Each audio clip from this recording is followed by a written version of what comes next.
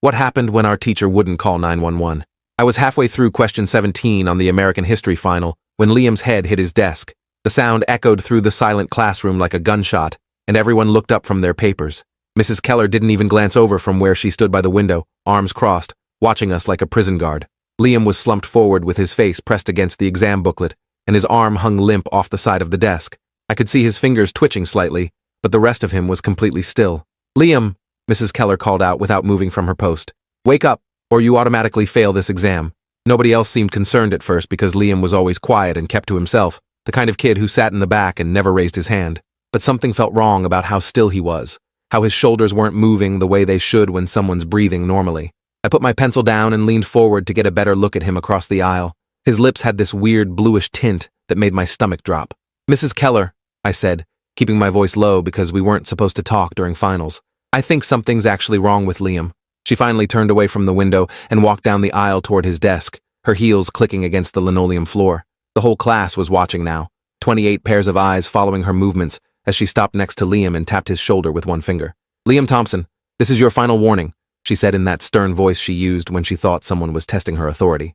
"Sit up and finish your exam, or I'm marking you as a failure right now." He didn't move at all, didn't even flinch when she tapped harder on his shoulder. I stood up from my desk without asking permission, and Mrs. Keller's head snapped toward me with this look of pure fury on her face. "Sit down immediately, or you'll be joining him with a failing grade," she snapped. But I ignored her and moved closer to Liam, close enough to see that his skin had gone pale and waxy. His chest was barely moving, these tiny, shallow breaths that didn't look right at all. "He's not breathing properly," I said, and my voice came out shakier than I wanted it to. "Something's really wrong." Mrs. Keller grabbed my arm and tried to pull me back to my seat, but I shook her off and reached for Liam's wrist to check his pulse, like they taught us in that mandatory CPR class last semester. His skin felt ice cold under my fingers, and it took me way too long to find a pulse. When I finally felt it, the beat was so faint and slow that I knew this wasn't someone taking a nap.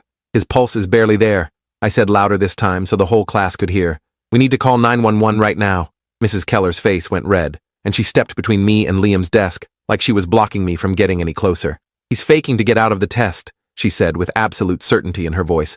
"I've been teaching for 19 years, and I've seen every trick in the book. This is just another student trying to manipulate their way out of consequences." Behind me, I heard Destiny gasp from her seat in the front row. "Mrs. Keller, look at his lips. They're turning blue. That's not normal." Mrs. Keller glanced at Liam again, and I saw something flicker across her face, maybe doubt or concern, but it vanished as quickly as it appeared. "If I call 911, the police will come too," she said, and her voice dropped lower like she was sharing a secret. "They always send police to schools for these calls, and if Liam is on something he shouldn't be, which clearly he is based on this performance, then he'll get arrested. His whole future will be destroyed. Is that what you want?" The question hung in the air while I tried to process what she was saying. She was more worried about Liam getting in trouble than about him potentially dying right in front of us. "I don't care about that right now," I said, pulling out my phone from my pocket. "I'm calling anyway." Mrs. Keller moved faster than I expected, snatching the phone out of my hand before I could even unlock it. "No personal devices during finals," she said, slipping my phone into her desk drawer and turning the key in the lock. "That's an automatic 0 for academic dishonesty." The classroom erupted with voices as other students started protesting and demanding she give my phone back. Destiny stood up and pointed at Liam, whose head had rolled to the side so we could see his half-open eyes staring at nothing. "He needs help," she yelled over the noise. "Why are you doing this?" Mrs. Keller held up her hand for silence, and amazingly, everyone stopped talking. "I'm protecting Liam from making a mistake that will follow him for the rest of his life," she said, like she actually believed she was doing something noble. "Now everyone sit down and finish your exams. You have 43 minutes remaining." Nobody sat down, though. We all just stood there staring at her in disbelief, while Liam continued not moving at his desk. That's when Ophelia, who sat right next to Liam and rarely spoke in class, started crying. "He's my best friend," she said through sobs. "I know what he's been going through. Please just help him." Mrs. Keller's expression softened slightly as she looked at Ophelia's tear-streaked face. "Then you should have been a better friend and stopped him from taking whatever he took," she said coldly. "But calling the authorities now will only make everything worse for him. Trust me on this." I couldn't believe what I was hearing. Every second we wasted arguing was another second Liam's brain wasn't getting enough oxygen. I remembered from the CPR training that brain damage could start happening within minutes of someone not breathing properly. "I'm going to start CPR," I said, moving toward Liam again. Mrs. Keller blocked my path completely this time, pressing her back against his desk. "You are not qualified to make that determination," she said. "And if you're wrong and he's fine, you could be liable for assault. Do you want to face legal consequences for assaulting another student?" The manipulation in her words was obvious to everyone now, She was using fear to keep us from doing what we all knew needed to be done. Destiny grabbed her backpack and started digging through it frantically. "I'm going to the office to get help," she announced. Mrs. Keller moved to the classroom door with surprising speed and stood in front of it, her hand on the knob. "Nobody leaves this room until the exam period is over," she said. "Those are the district testing protocols. If anyone walks out that door, you all get zeros for compromised test security." I looked around at my classmates and saw the same mix of fear and anger on their faces that I felt churning in my gut. We were trapped in here with a teacher who cared more about test scores than someone's life. Liam's breathing had become even more shallow, these tiny gasps that barely moved his chest at all. Ophelia pushed past Mrs. Keller and knelt next to Liam's desk, grabbing his hand and squeezing it. "Liam, please wake up," she begged. "Please don't do this. I need you to be okay." Mrs. Keller reached down and pulled Ophelia away by her shoulder, not roughly but firmly enough to make her stumble backward. "Emotional theatrics won't change my decision," she said. "Now everyone back to your seats immediately." That's when something inside me snapped. I walked straight up to Mrs. Keller and looked her dead in the eye. "If he dies because you wouldn't let us help him, that's on you," I said as calmly as I could manage even though my hands were shaking. "I hope you can live with that." She blinked once, twice, and I thought maybe I'd gotten through to her, but then her jaw set in that stubborn way and she crossed her arms. "He's not going to die from being dramatic," she said. "You're all overreacting to a situation you don't understand." Behind us, there was a horrible sound as Liam started making this wet, gurgling noise in his throat. Ophelia screamed, and several other students jumped up from their seats. His body had gone completely limp, and now even I could tell he'd stopped breathing entirely. "Move," I said to Mrs. Keller, and when she didn't, I shoved past her toward Liam. She grabbed my arm, but I pulled free and dropped to my knees next to his desk. Up close, I could see his pupils were tiny pinpoints, and his skin felt like touching ice. I'd never done CPR on a real person before, only on the plastic dummy in health class, but I tilted his head back and checked his airway the way we'd been taught. "Someone time me," I yelled while positioning my hands on his chest. Destiny pulled out her contraband phone that she'd hidden in her bra and started the timer. "I've got you," she said. I started compressions, counting out loud and trying to remember the right rhythm. Mrs. Keller was on her classroom phone now, but she wasn't calling 911 like she should have been. I could hear her talking to someone at the main office, her voice low and urgent as she explained the situation in a way that made it sound like we were the problem. "One student is having what appears to be a medical episode," she was saying, "but I have concerns about the validity of the emergency given the timing during finals." My arms were already burning from the compressions, and I was only on number 15. Liam's chest felt wrong under my hands, too still and too cold, and I wondered if I was doing more harm than good. "Is he breathing yet?" Ophelia asked from somewhere behind me, her voice cracking. "Not yet," I said, trying to keep my own panic under control. "Someone count for me. I keep losing track." Destiny moved closer and started counting out loud while I pumped Liam's chest over and over. At 30 compressions, I stopped and tried to give rescue breaths the way we'd learned, tilting his head back and pinching his nose shut. His lips were freezing cold against mine and tasted like nothing, like death already. I breathed into his mouth twice and watched his chest barely rise. Nothing changed. He still wasn't breathing on his own. I went back to compressions, my arms shaking now from the effort. Mrs. Keller had finished her phone call and was standing behind her desk watching us with this unreadable expression on her face. "The nurse is on her way," she announced. "You can stop that now. The nurse can't fix this," I panted between compressions. "He needs paramedics. He needs a hospital." Mrs. Keller shook her head slowly. "The nurse will determine if we need to escalate to that level," she said. "I'm following proper protocol for medical emergencies on school property." I wanted to scream at her that there was no protocol that made sense here, that we were watching someone die while she worried about paperwork and procedure. 30 compressions later, I stopped and gave 2 more rescue breaths. Still nothing. Liam's face was taking on a grayish tint now, and I knew that couldn't be good. "How long has it been?" I asked Destiny. She checked her phone with trembling hands. 4 minutes and 18 seconds since you started CPR. 4 minutes. 4 minutes of his brain not getting enough oxygen. 4 minutes closer to permanent damage or death. I started compressions again, and this time Ophelia dropped down next to me. "Let me help," she said. "You're getting tired. We can switch off." We developed a rhythm where I'd do 30 compressions, and then she'd take over while I caught my breath. Mrs. Keller made no move to stop us anymore, just stood there watching with her arms crossed. The classroom door finally opened, and the school nurse rushed in carrying her medical bag. She was this older woman named Gladys, who'd been working here since before I was born. "What happened?" she asked, dropping to her knees next to us. "I think he overdosed on something," I said between gasps for air. "His pulse was barely there when I found it, and he stopped breathing completely a few minutes ago." Nurse Gladys put her fingers on Liam's neck to check for a pulse herself, then immediately pulled out her phone. "I'm calling 911, she said, already dialing.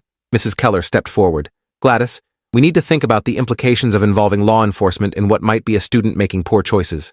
Nurse Gladys didn't even look up at her. "A student is dying, Patricia. I don't care about implications right now." She spoke rapidly to the 911 dispatcher, giving our school address and explaining the situation. When she mentioned possible overdose, I heard sirens start up in the distance almost immediately. Mrs. Keller's face had gone pale, and she sank into her chair behind her desk. "This is going to be a nightmare for the school," she muttered. Nurse Gladys pulled something out of her medical bag that looked like a small auto-injector. "This is Narcan," she explained while pulling the cap off. "If he's overdosed on opioids, this should reverse it." She positioned the injector against Liam's thigh and pressed down hard. There was a clicking sound as the needle deployed through his jeans. And then we all waited. Nothing happened at first. Ophelia was holding Liam's hand and crying silently, while I kept doing compressions because nobody had told me to stop. The sirens were getting louder now, close enough that they had to be pulling into the school parking lot. Then Liam gasped. It was this horrible wet sound, like someone drowning and finally breaking the surface. His whole body convulsed, and his eyes flew open, unfocused and terrified. "It's okay," Nurse Gladys said in this soothing voice. "You're okay, Liam. Help is here." He tried to sit up, but she gently held him down. "Stay still, honey. The paramedics are coming." The classroom door burst open, and 2 paramedics rushed in with their equipment. They took over immediately, checking Liam's vitals and asking Nurse Gladys rapid-fire questions about what she'd given him and when. One of them started an IV, while the other put an oxygen mask over Liam's face. "We need to transport immediately," the first paramedic said. They lifted Liam onto a stretcher with practiced efficiency, and I watched his hand slip out of Ophelia's grasp as they wheeled him toward the door. She tried to follow, but one of the paramedics held up a hand. "Family only in the ambulance," he said. "Are you his sister?" Ophelia shook her head, tears streaming down her face. "Best friend. Then you can meet us at County General," he said, not unkindly. "He's going to be okay." They were gone within seconds, leaving the rest of us standing in the classroom in shocked silence. My arms were still shaking from the CPR, and there was this weird ringing in my ears that wouldn't go away. Mrs. Keller stood up slowly from behind her desk. "Everyone back to your seats," she said in this hollow voice. "You still have 31 minutes to complete your exams." Nobody moved. We all just stared at her like she'd lost her mind. "You can't be serious," Destiny said. "We just watched someone almost die." Mrs. Keller's hands were trembling as she gathered the exam papers scattered across Liam's desk. "The final must be completed according to district policy," she said, but there was no conviction in her voice anymore. "Any student who doesn't finish will receive an incomplete." I looked down at my hands and realized they were covered in Liam's sweat. I could still feel the resistance of his chest under my palms, still taste his cold lips from the rescue breaths. The idea of sitting back down and answering questions about the Missouri Compromise felt insane. "I'm done," I said, grabbing my backpack from where I'd left it by my desk. "I don't care about the grade." Destiny stood up too. "Same." One by one, the rest of the class started packing up their things. Within 2 minutes, everyone was standing with their bags, ready to walk out. Mrs. Keller looked around at all of us with something close to panic in her eyes. "You're all going to fail," she said.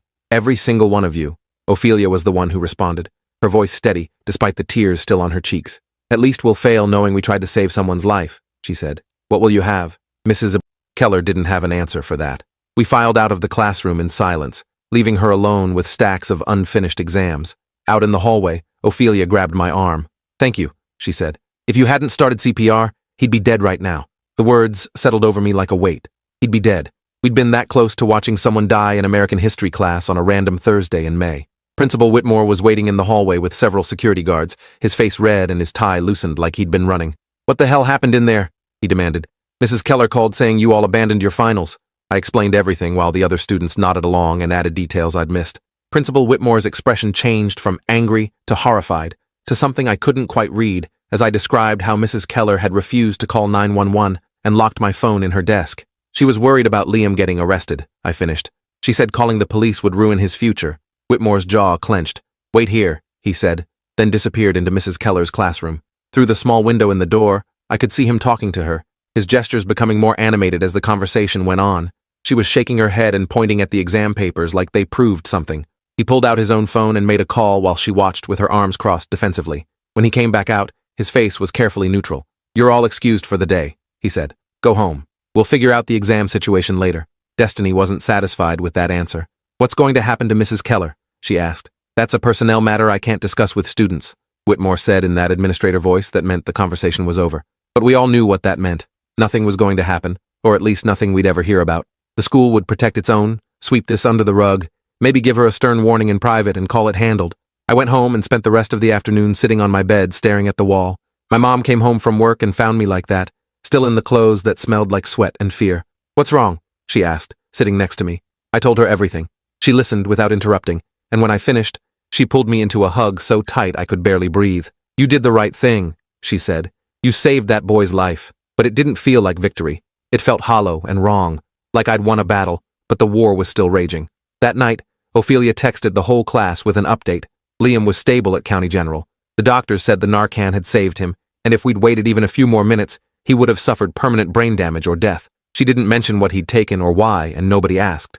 The next morning, I showed up to school dreading what would happen next. Would Mrs. Keller be there? Would we have to pretend everything was normal? Would the administration acknowledge what happened or sweep it under the bureaucratic rug? I got my answer when I walked into American history and found a substitute teacher sitting at Mrs. Keller's desk. A thin woman with graying hair and kind eyes who introduced herself as Ms. Novak and explained that Mrs. Keller would be out for the foreseeable future due to personal reasons. The class exchanged glances, but nobody said anything. Personal reasons. That's what they were calling it. Ms. Novak announced that our finals would be rescheduled and the previous day's exam would not count toward our grades. I understand there was an incident yesterday, she said carefully. The administration wanted me to let you know that counselors are available if anyone needs to talk about what happened. During lunch, I found Ophelia sitting alone in the cafeteria, picking at a sandwich she wasn't eating. I sat down across from her without asking if it was okay. How are you holding up? I asked. She looked up with red-rimmed eyes. I knew he was struggling, she said quietly. He told me last week that he couldn't handle the pressure anymore. The finals, his parents' expectations, all of it. I thought he was just stressed. I didn't think he'd... She didn't finish the sentence, but she didn't have to. It's not your fault, I said, even though I knew the words probably sounded empty to her. You couldn't have known he'd do this. Ophelia shook her head. But I did know, in a way. He was dropping hints, pulling away from everyone. I should have told someone. We sat in silence for a while, neither of us knowing what to say that would make any of this better. The cafeteria buzzed with normal lunch conversations around us, people laughing and complaining about homework and making plans for the weekend. It felt surreal that life was just continuing like nothing had happened. That afternoon, Principal Whitmore called an emergency assembly in the gym. The entire junior class filed in and sat on the bleachers while he stood at a podium looking uncomfortable. I'm sure you've all heard about yesterday's medical emergency, he began, his voice echoing through the space. I want to assure you that the safety and well-being of our students is our highest priority. I almost laughed at that. Our highest priority. If that were true, Mrs. Keller would have called 911 the second she realized something was wrong instead of worrying about test protocols and police involvement. Whitmore droned on about new procedures they'd be implementing, emergency training for all staff, better communication systems, all the things they should have had in place already. When he opened the floor for questions, Destiny stood up. Is Mrs. Keller being fired? She asked directly. The gym went silent. Everyone wanted to know the answer to that question. Whitmore cleared his throat. As I mentioned earlier, I can't discuss personnel matters, but I can say that we're conducting a thorough investigation and will take appropriate action based on our findings. More administrative doublespeak. Destiny wasn't backing down, though. She refused to call 911 when a student was dying. She locked phones in her desk, so we couldn't call for help ourselves. She cared more about test scores than someone's life. What investigation is needed? A few students started clapping, and then more joined in until the gym was filled with applause. Whitmore's face turned red. That's enough, he said firmly. I understand you're upset, but there are proper channels for these concerns. Making accusations in a public forum is not productive, but the damage was done. The whole school knew what had happened now, and no amount of administrative spin could change the narrative. Word spread like wildfire, and by the end of the day, Mrs. Keller's story was all over social media. I spent the next week in this weird limbo where everything felt both too intense and oddly normal at the same time. Classes continued, homework got assigned, other teachers acted like nothing had happened. But there was this undercurrent of tension running through everything, this unspoken awareness that we'd all witnessed something that couldn't be undone. Ophelia started a petition demanding the school implement better emergency response protocols and mandatory mental health training for all staff. Within 3 days, over 800 students had signed it. She presented it to Principal Whitmore with photographers from the local newspaper there to document the moment. 2 weeks after the incident, I got called to the principal's office. Whitmore sat behind his desk with a woman I didn't recognize, someone in a gray suit who introduced herself as Felicia Ramos from the district's legal department. We wanted to thank you for your quick thinking during the emergency, Ramos said with a practiced smile. Your actions likely saved a fellow student's life. I waited for the other shoe to drop. There was always another shoe. However, she continued, and there it was. We need to discuss some concerns about the narrative that's developed around this incident. Mrs. Keller has retained legal counsel, and there are claims being made that don't align with her account of events. My stomach dropped. Her account? I repeated. What's her version exactly? Ramos pulled out a folder and flipped it open. Mrs. Keller maintains that she was in the process of calling for help when you and other students became confrontational and prevented her from following proper emergency protocols. She says the situation escalated due to student misconduct rather than any negligence on her part. I couldn't believe what I was hearing. She was trying to rewrite history, to make herself the victim, and us the problem. That's a lie, I said flatly. She refused to call 911, She said it would ruin Liam's future if police got involved. She locked my phone in her desk when I tried to call myself. Whitmore shifted uncomfortably in his seat. The issue is that it becomes a matter of conflicting accounts. Without physical evidence or recordings, we have to consider both perspectives. There were 28 witnesses, I said, my voice rising. Everyone in that classroom saw what happened. Ramos nodded like she'd expected this response. Student testimony can be problematic in these situations. Memories become influenced by group dynamics, and teenagers are particularly susceptible to social pressure to conform to a dominant narrative. She was calling us liars without actually saying the words, calling our memories unreliable because we were teenagers, as if being young automatically made us incapable of knowing what we'd seen with our own eyes. Is there anything else? I asked coldly. Because I have class. Whitmore sighed. We're not trying to attack your character or doubt your intentions. We just need you to understand that this situation is complicated, and resolution may not look the way you expect it to. I stood up. What I understand is that a teacher almost let someone die because she was more worried about test scores than human lives, and now the school is more concerned with protecting her than admitting something went horribly wrong. Is that complicated enough? I walked out without waiting to be dismissed. That night, my mom got a call from Ramos, asking if we'd be willing to sign a statement acknowledging that Mrs. Keller's actions had been reasonable under the circumstances, in exchange for the school covering any therapy costs I might need from the trauma of the incident. Mom told her exactly where she could shove that statement. The story hit the local news 3 days later. A reporter had gotten hold of my 911 call, or rather, the lack of one, because of Mrs. Keller locking my phone away. They played the dispatch logs, showing that the only call that came in was from Nurse Gladys, a full 8 minutes after students first noticed Liam in distress. 8 minutes. An eternity when someone's dying.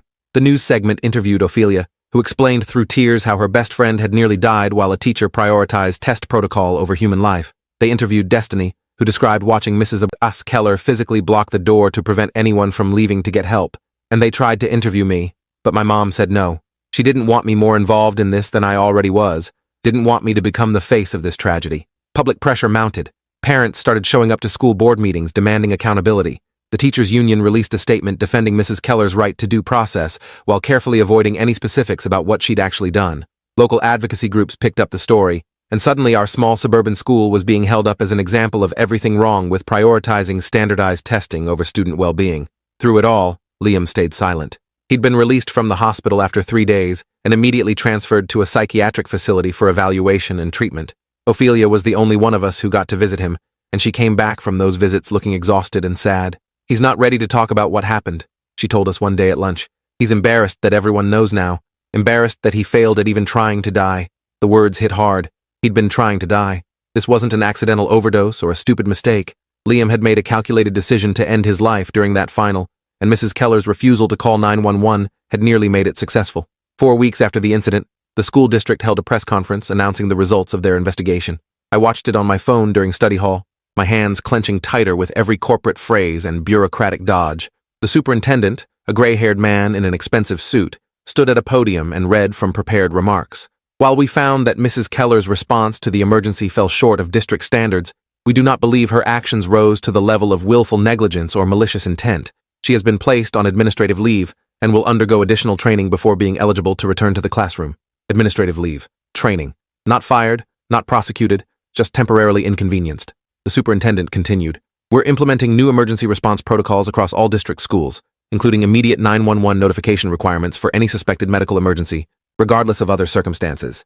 So they'd learned something at least, but only after a kid almost died. Only after we'd screamed and begged and done CPR ourselves while the adult in the room worried about test scores. The comments on the news station's website were split. Half the people calling Mrs. Keller a monster who should never teach again, the other half defending her as an educator in an impossible situation who'd made a judgment call that turned out wrong. Nobody seemed to want to acknowledge the middle ground, that maybe she wasn't evil, but had been so twisted by a system that valued metrics over humanity that she'd lost sight of what actually mattered. I spent a lot of time thinking about that in the weeks that followed. How many other teachers would have done the same thing in her position? How many times had similar situations played out in classrooms across the country where a student in crisis got dismissed as faking because acknowledging the truth would complicate test administration? The thought kept me up at night. Memorial Day weekend came and went. School wound down toward the end of the year with the strange momentum that always builds in those final weeks. Teachers assigned culminating projects instead of finals. Yearbooks got signed. Senior pranks happened and got shut down by administration. And Liam came back to school. He showed up on a Thursday morning looking thinner and paler than before, with dark circles under his eyes that spoke to sleepless nights and heavy medication. Ophelia stayed by his side constantly those first few days back, a protective presence that kept other students from asking the questions we all wanted to ask, but knew better than to voice. I caught his eye once in the hallway between classes, and he gave me this tiny nod of acknowledgement. Nothing dramatic, no tearful thank you or emotional speech about how I'd saved his life. Just that small gesture that said, "I see you, I know what you did, and I'm here because of it." It felt like enough. The substitute teacher who'd taken over our American history class announced that our final exam would be optional. Anyone who wanted to take it could, but the grade would only count if it helped us. Anyone who didn't want to take it would have their grade calculated from their previous work throughout the year. I chose not to take it. The exam felt poisoned somehow, tainted by what had happened the last time we'd tried to complete it. Most of the class made the same choice. On the last day of school, someone had written 28V1 in chalk on the wall outside Mrs. Keller's old classroom. 28 students who'd stood up against one teacher who'd forgotten that test scores don't mean anything if the people taking them don't survive to see the results. Administration had it cleaned off by lunch, but someone took a photo first, and it circulated online for weeks. That summer, I worked at my uncle's construction company and tried not to think about the way Liam's chest had felt under my hands, or the blue tint his lips had taken on, or the cold, cold feeling of his skin. But sometimes at night, I'd wake up from dreams where I couldn't find his pulse, where the CPR didn't work, where the paramedics arrived too late and had to call time of death instead of starting an IV. Therapy helped. My mom had found someone who specialized in trauma from life-threatening situations, and I went every Thursday afternoon and talked about fear and responsibility and the weight of knowing you held someone's life in your hands.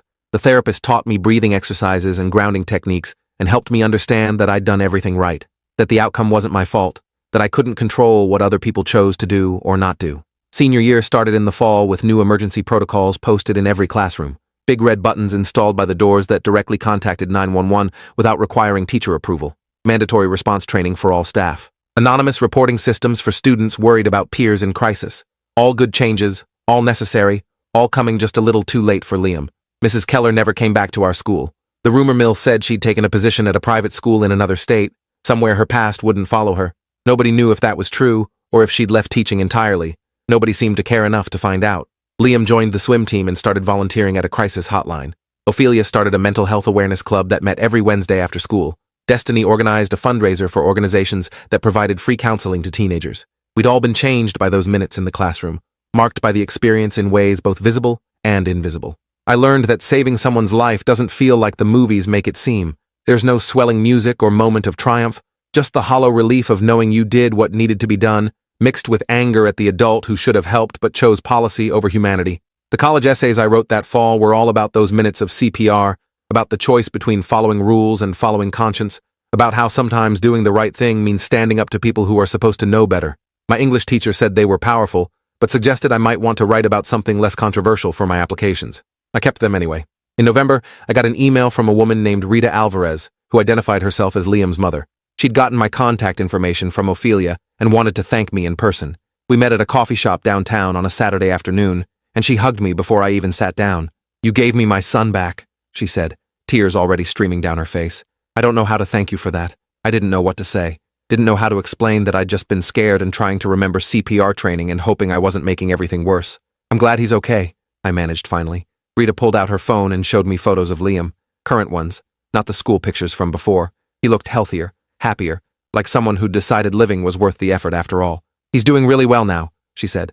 "Therapy is helping. Medication is helping. Having friends who care about him is helping. He wants me to tell you that he's sorry for putting you in that position." "He doesn't need to apologize," I said quickly. "He was in pain. People in pain do desperate things." Rita nodded, wiping her eyes. "The school district settled with us. They're paying for his ongoing treatment and therapy. It's not justice exactly, but it's something." I thought about Mrs. Keller in her new job somewhere, probably still prioritizing test scores over student well-being because the system rewarded that behavior. I thought about Principal Whitmore still sitting in his office, about the superintendent who'd called it a learning opportunity, about all the adults who'd failed and faced no real consequences. "It's something," I agreed, even though it felt like not nearly enough. Before we parted ways, Rita grabbed my hand. "If you ever need anything, if there's ever anything I can do for you, please don't hesitate to ask. You're part of our family now." The words stayed with me long after we'd said goodbye. Graduation came in the spring, and our class was smaller than it should have been because 3 students hadn't made it to the finish line. 1 car accident in February, 1 cancer diagnosis that moved too fast, and 1 empty chair that wasn't empty anymore because Liam walked across that stage and accepted his diploma with tears streaming down his face. The ceremony felt different than I'd expected, less triumphant, more solemn. We'd survived something together, and the survival felt more significant than any test score or grade point average. My name got called, and I walked across the stage to polite applause. My parents were crying in the audience, and I knew they were thinking about those minutes in the classroom when things could have gone so differently. Afterward, Liam found me in the crowd of graduates taking photos with family. "Hey," he said, looking uncomfortable in his cap and gown. "I wanted to say something to you before we all head off to different places." I waited while he gathered his thoughts. "I don't remember much from that day," he said finally. "But I remember waking up in the ambulance and the paramedic saying someone had done CPR, that someone had refused to let me go. I think about that a lot." "I'm glad you're here," I said, and meant it with everything in me. He nodded and stuck out his hand. I shook it, and he pulled me into a quick hug that felt significant in ways I couldn't articulate. We said goodbye with promises to keep in touch that we both knew we probably wouldn't keep. People move on, lives diverge, and sometimes the bonds formed in trauma don't survive the transition to normal life. That night, I sat on my bed looking at photos from graduation and thought about Mrs. Keller. Was she thinking about us too? Did she ever wonder what happened to the student she'd almost let die in her classroom? Did she feel guilt? Or did she still believe she'd been right to prioritize protocol over panic? I'd never know. And maybe that was for the best. College started in the fall, and I declared a major in public health with a focus on emergency response systems. If I couldn't change what had already happened, at least I could work toward making sure it happened less frequently to other people in other schools. The CPR certification I'd gotten in high school wasn't enough anymore. I took advanced courses, became an EMT, volunteered with crisis response teams. Every time I responded to a call, I thought about Liam's cold skin and shallow breathing. Thought about the minutes that had mattered so much, and the adult who'd thought they didn't matter at all. I learned that the system I'd grown up in, the one that had almost killed my classmate, wasn't unique to our school or our district. It was everywhere. This tendency to prioritize metrics and protocols over human needs, test scores over safety, compliance over compassion, control over care, and I learned that changing systems meant working within them, understanding them, finding the pressure points where one person's actions could make a difference. It was slow work, frustrating work that often felt futile. But every time I helped implement a new emergency protocol or trained a group of teachers on crisis response or convinced an administrator that student well-being had to come before test security, I thought about those 28 students who'd stood together against authority because we'd known, even as teenagers, that something was terribly wrong. 5 years later, I was working as a coordinator for a nonprofit that specialized in school safety protocols when I got an email from an unfamiliar address. The subject line just said, "Thank you," and when I opened it, there was a photo attached. Liam stood on a beach somewhere, tan and smiling, wearing a t-shirt that said, "Still here," in bold letters. The email itself was short. "Finished my master's in social work last month. Starting a job in August working with at-risk teenagers. Figured you'd want to know that your CPR training paid off in more ways than one. Thanks for not giving up on me when it would have been easier to listen to the authority figure in the room." I printed the email and pinned it to my cubicle wall, right next to my EMT certification and my nonprofit's mission statement. Sometimes at night, I still dreamed about that classroom, about Mrs. Keller blocking the door, about Liam's blue lips and cold skin. But now the dreams always ended with him breathing on his own, with the paramedics arriving, with all of us walking out of that room alive. 28 students who'd learned that day that rules are made by people, and people can be wrong. That authority figures don't always deserve the authority they're given. That sometimes the right thing to do is the thing you'll get in trouble for. Thanks for hanging out till the end. If you want more stories, make sure to subscribe and leave your take below.